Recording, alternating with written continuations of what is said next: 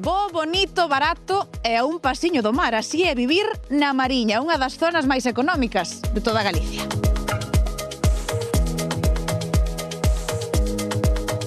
Moi boa, Genucha, podo pasar? Sí, por supuesto. Moitísimas gracias. Fasme un tour pola casa a ver que características ten. Hagoche sin problema. Vamos alá logo.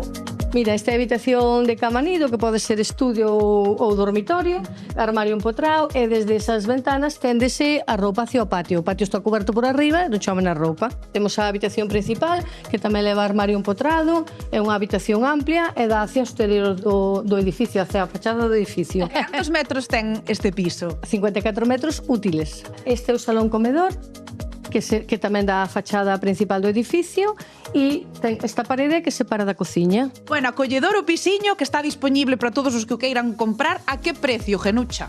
Pois a primeira planta a 95 e despois vamos subindo uns 3-4 mil euros por planta. Oiches, hai moita demanda de vivenda nesta zona. Pois ahora mesmo podemos dicir que hai máis demanda que oferta incluso. E ainda así os prezos están bastante contidos nesta zona. Falamos dunha das zonas máis económicas de Galicia para vivir.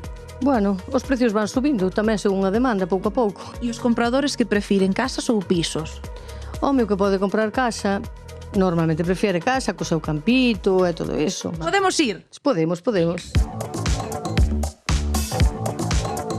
Genucha, por que pensades vos que aquí están os prezos máis contidos que noutras zonas? Pois imagino que porque aquí véndese máis pa xente que vive aquí todo o ano, xente xove, menos de 35, Burela foi menos promocionado po turismo. É ese o perfil habitual que se embarca nesta aventura de comprar casa?